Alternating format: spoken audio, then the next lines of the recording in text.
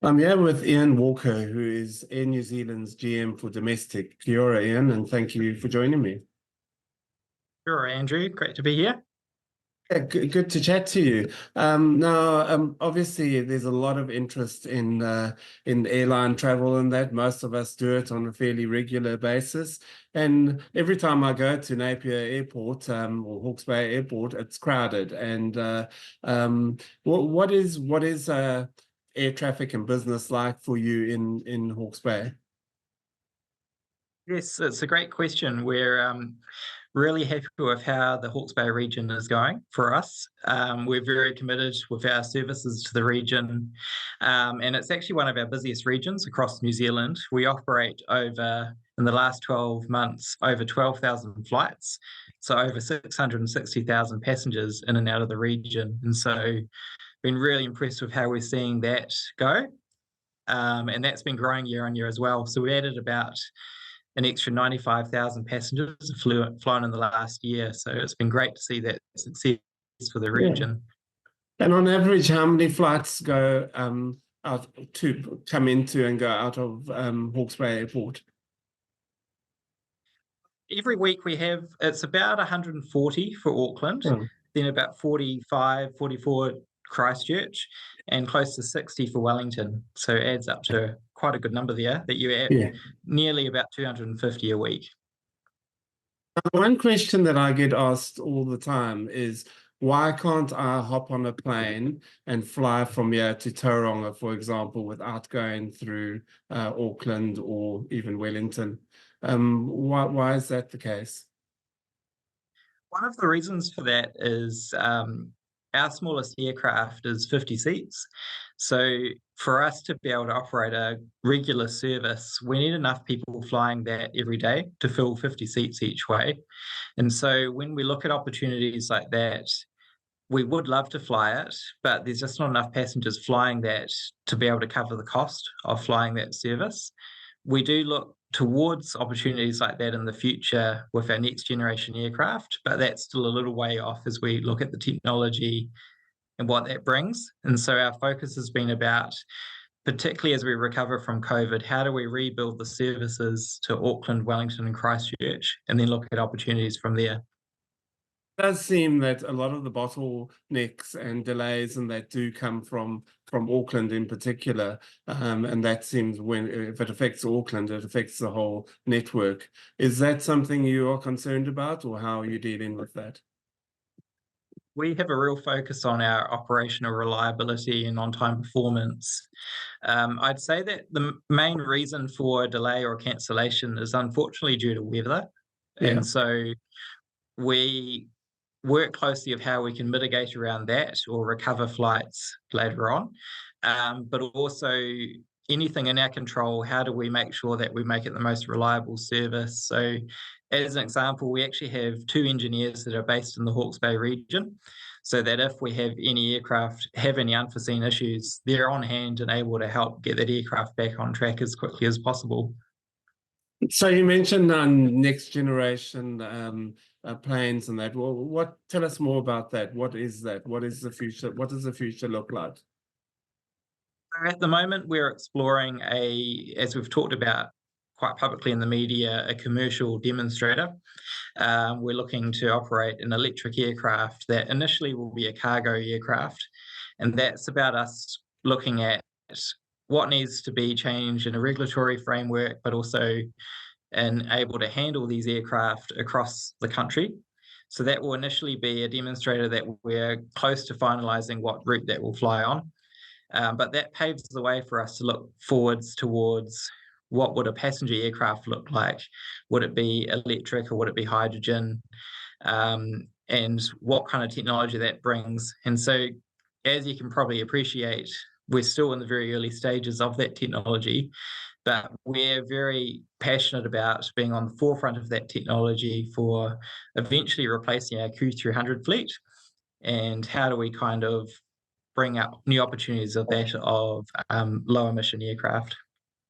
So basically if people locally want to get a direct flight to your Taurangas or other regional places. They just need to consistently be booking on the flights that exist and to get you to persuade you to open these routes.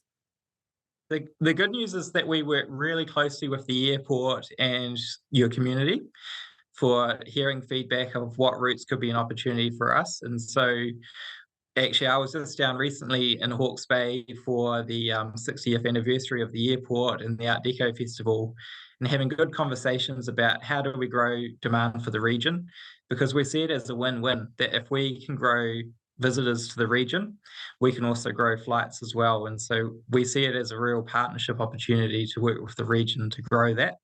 And so we continue to look at opportunities elsewhere, but for now, our primary focus has been about rebuilding the Auckland, Wellington and Christchurch services. I'm pleased to say that we've got them back to actually slightly above pre-COVID levels in total. So it's been a really good place for us to be in for the region. How do you go? What are some of the ideas that you have got for growing sort of travel into Hawke's Bay? So we have been working recently on how do you grow more awareness of what the region has to offer, the great opportunities that are there, but also how do we share insights of what works well and what doesn't work well. So, for instance, over the Art Deco Festival, we carried over 5,000 passengers into the region. And so it's a great example of a really unique offering that the region offers that people want to fly to for. And so we want to work closely with your stakeholders to be able to grow more flying for events like that in the future. And another issue that you obviously constantly hear about is pricing. Some people say, oh, prices are too high and it's a monopoly and all things like that. What do you have to say about that? So we aren't immune to the high cost to operate like Kiwis and their businesses around the country, that we're seeing costs go through inflation, particularly as we go through COVID. And so we don't publicly share our specific numbers, but as you've heard in the media recently, our costs are actually increasing faster than the fares have since pre-COVID. And so we just need to work closely to make sure that our fares are reflective of the costs that are to operate there. As an example, fuel is a large one for us, and we've all seen how the price at the pump has increased, and so we're not immune to that either.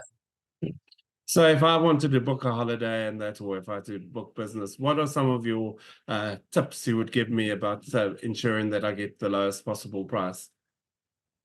So the best tip we can give is to book early. So generally how we allocate our prices is we allocate our fares to the seats of the aircraft.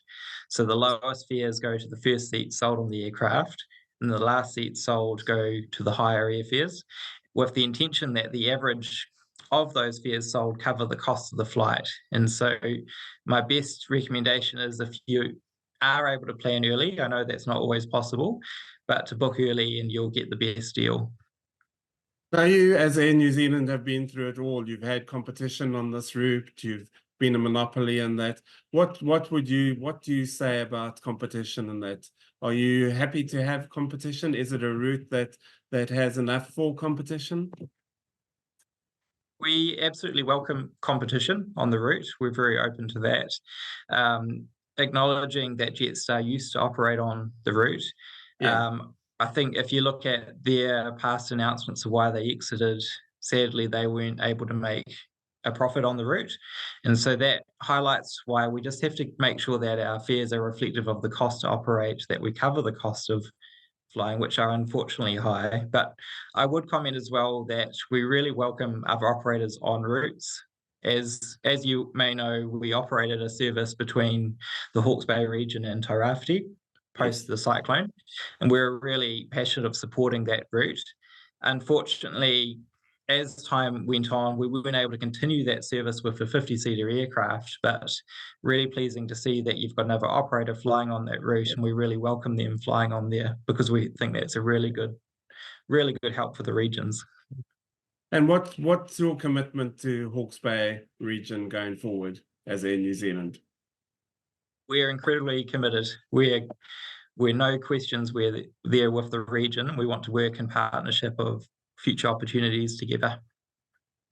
Ian Walker, thank you so much for your time. I do appreciate it, and all the best for the future. Well, thanks very much, Andrew.